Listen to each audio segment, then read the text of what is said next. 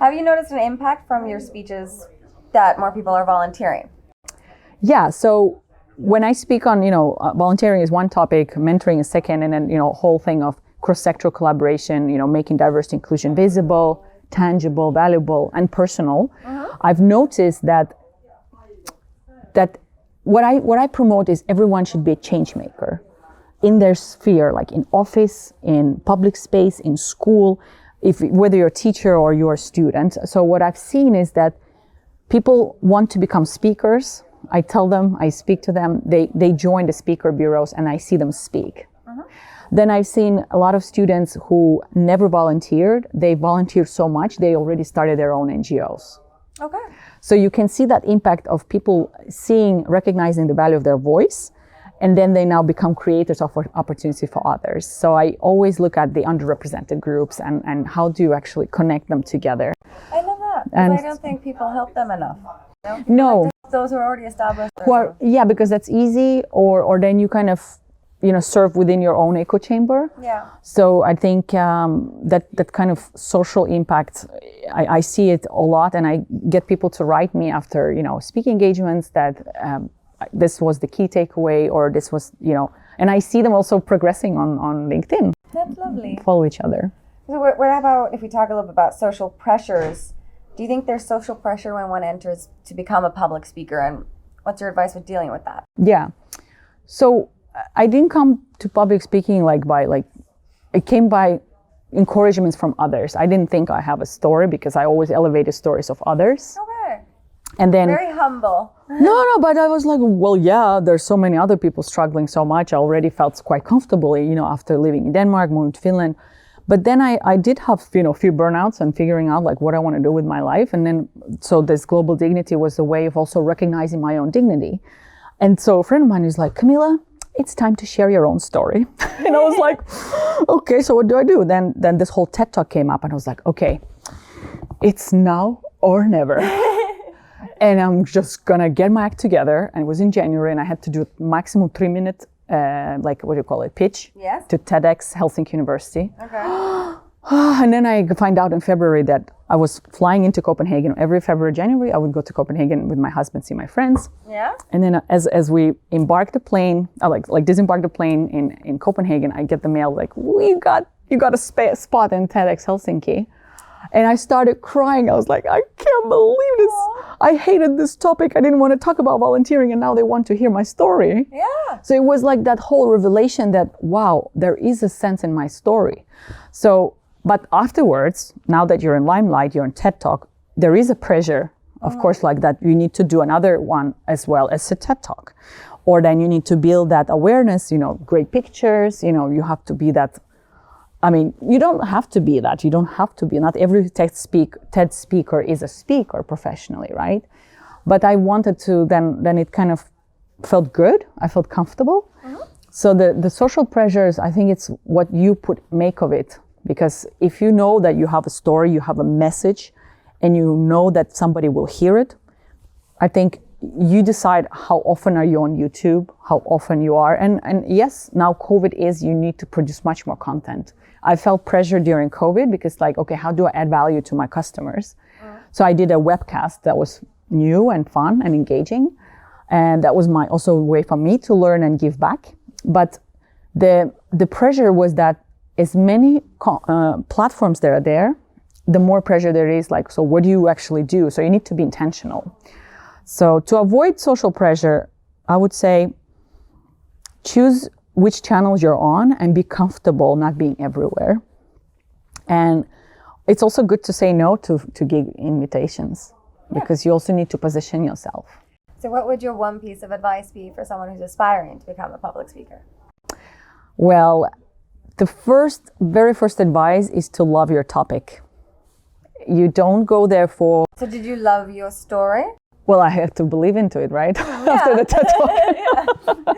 Of course, I believed it because I could see how people reach out to me, and I felt like there is a purpose now to lift the people who need to be heard and need to be seen.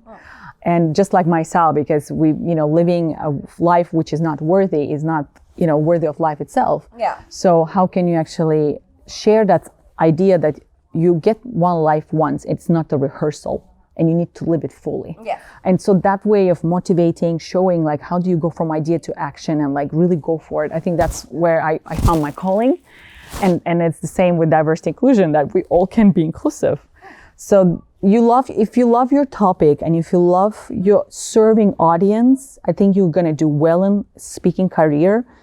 And you need to self-advocate yourself. Self-advocacy, self-assurance is something that I've come to learn, that like nobody's gonna pick you up. You never have a bad day when you're a speaker. But I think when you're there to make an impact, there's a reason you have that energy, and you need to share the energy. And I think that is my advice. It almost kind of sounds like the community leader, that you want to help people. Yeah, I really do. I love people. That's great. I love people too. Yeah. What is one thing that nobody knows about you? Well, I milked a cow. Does that count? Okay. In Uzbekistan? Yeah, my mom used to hold a cow. So my dad lost a job and they had to sell milk. Okay. That was the only source of income. She was early retiree, and he lost a job. And I was in the States back then. But before I left, there was always a cow at home. We had our own milk. We had our chickens. We had our turkeys. I was in charge of chickens. I have turkeys. Oh, yeah? My parents were They're funny, right? Yeah. I love them. The gobble. Yeah. And our Wally hated men. Yeah, I was in charge of turkeys and chickens, and my brother was in charge of the cow and the bulls and sheep. And so, yeah, but it was nice to grow up on a farm. It's not really a farm. It's just like a little. It's like pets. It's like a pet zoo sort of thing. Yeah, but it was someone. I mean, we used to eat our chickens, right? They would give eggs, and then we would make soup from the chickens. So it was. Okay. It was like the self-sustaining house in outskirts of my hometown. So I think I'm a country girl. I think not many people know that. Yeah. I have a similar kind of background too. Brought up on a farm, but I'm a city girl. Yeah, the opposite effect. Right. Then, did I read right that you speak 5 languages? Yeah. So would you say that your identity changes a little bit with each language? You know, they say every language gives you one personality. Okay. So it is interesting how whenever we speak I speak English, Russian is my mother tongue, Uzbek, Danish, and Finnish. And I read Swedish and Norwegian, but that doesn't really count. No, it's very impressive. Well, it's the benefit of Danish, right? And it does change you, because the way you use the language, the sounds, Danish comes from the like rødgrød fløde, og jeg skal give dig skære, ikke? Altså, det er rigtig hyggeligt det her, og vi skal gå ud en tur. That was Finnish. You see how crazy that sounds? Yeah. And then Finnish goes like, no, sorry, that was Danish. Let me just, no, so now Finnish. Noni, milloin mennään barin ja juodaan jotain kahvia yhdessä? Okay, you said barin. Barin, have a drink. Yeah. Yes. Yeah. Or coffee, yeah. Okay. And then the Russian one, ну что вы хотите от меня? Уже надоели, я вообще не понимаю, что вообще тут происходит. You see? Yeah. It changes you completely. And then what else? The Uzbek, Qalesiz yaxshimisiz? O'zbek tilida uncha gaplashmayman, lekin tushunaman gapimni. This sounds beautiful. Right? Yeah. I said I didn't speak much Uzbek, but at least Danish is like I feel like it's the hot potato in your mouth.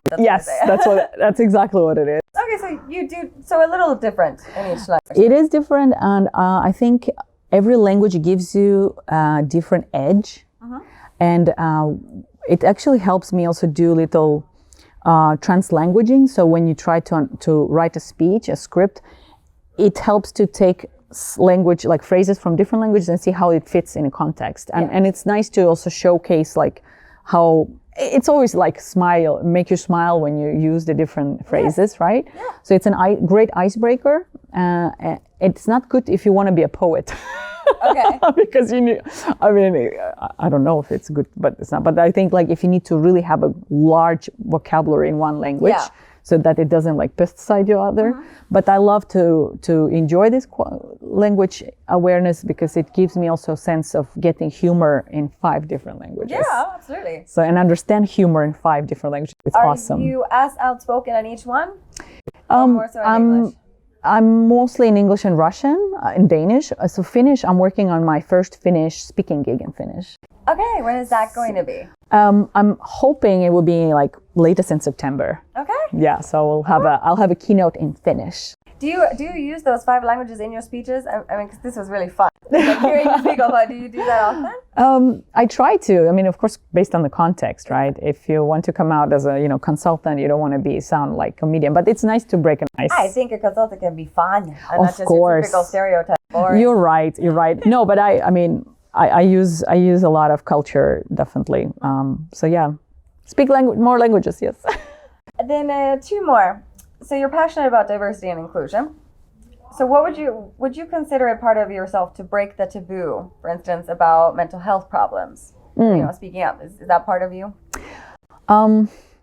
It's just been recently that I started also recognizing how being excluded affects your mental health. Okay. Of course, I've been suffering different ways of different problems as an immigrant. There's so much of crap in the media.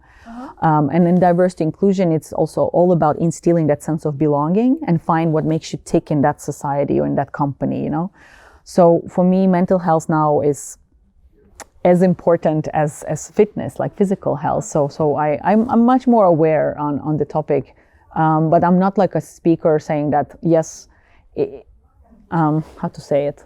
I think that your story could help people who do struggle to speak up about having burnouts and so forth, because there is this huge taboo in Finland. It's really, it's against like the law, to speak about these things, but your story is very inspirational and it can help people. That's true. Yes. I mean, I've seen only the last few years that people come out and talk about their depressions, talk about their burnouts. And I did share a story of my own burnouts. I was 16 and you have several, right? I mean, this life. Feels like flushed out. I was like, which one was that? but it's much more open because in a society that accepts it, in Uzbekistan, they would say, go take a walk and eat a donut. They don't understand that you can have mental health issues. Okay. And having psychology support is only like in those people who have certain level of income or certain level of awareness. So we have 34 million people who are just working from hand to mouth. Yeah. So salary to salary. So it's hard to put that in context. But mental health is been a big issue, and I'm so happy that now Helsinki city is putting a mental health guarantee to all Helsinki citizens as the first city in Finland. Wow. Yeah. That is fantastic. I didn't know that. Yeah, it just came out last week. And then my last question. You do a collaboration with the theater. Do you want to tell me a little bit more? What's this collaboration about? Yes, I'd love to. So just a few weeks ago, I came out with a new YouTube reel where I bring in playback theater to my workshops on diversity inclusion, because I know that right now we are working in the second year of pandemic. And how do we engage audience in these difficult topics? It's difficult conversations, and like recognizing our own biases towards specific groups of people and recruitment to that matter. So the playback theater and we met in a Citrus Changemaker lab, where we experimented like how do we make these missing links connect to people so they have a deeper understanding why they do what they do. And they bring in storytelling, playfulness, spontaneity to these engagements, to the learning. And I enjoy it so much where they embody, let's say you share a story of exclusion or a story what makes you not get a job within that field, specific field. And then they embody that story and everyone else can feel through it and understand it and then plan better services and products. Cool. So that kind of artistic cooperation brings really nice way of engaging audience on screen, because we send live from stage, and it really connects every participant to be deeply involved in that urgency of the topic. And I just thought that is the way right now to give an alternative way to approach this issue, because it's not just company problem, it's a societal problem, and we change social mindsets. So how do we open up to each other, and artists are the best for it. So. Absolutely. So playback theater is in Turlo, and we already done a few workshops where we bring different stories to be embodied, and people love it. That sounds fantastic. Yeah. I like a lot of fun. It is a lot of fun. Also for me, because we don't see anyone, we don't hear anyone. But when I see theater, they are so much fun. You can also be emotional there, because through emotion you understand how. Why diversity inclusion is everybody's business. So I really hope to leave that profound impact to storytelling customers. is nothing if not emotional. right? Yeah. I mean, we need data, don't get me wrong. Data speaks, but stories stick. So that's my way to Well, cooperate. thank you so much for today. It's been a pleasure talking to you. Thank you, Selena. Thank you. Thank you so much. Cheers.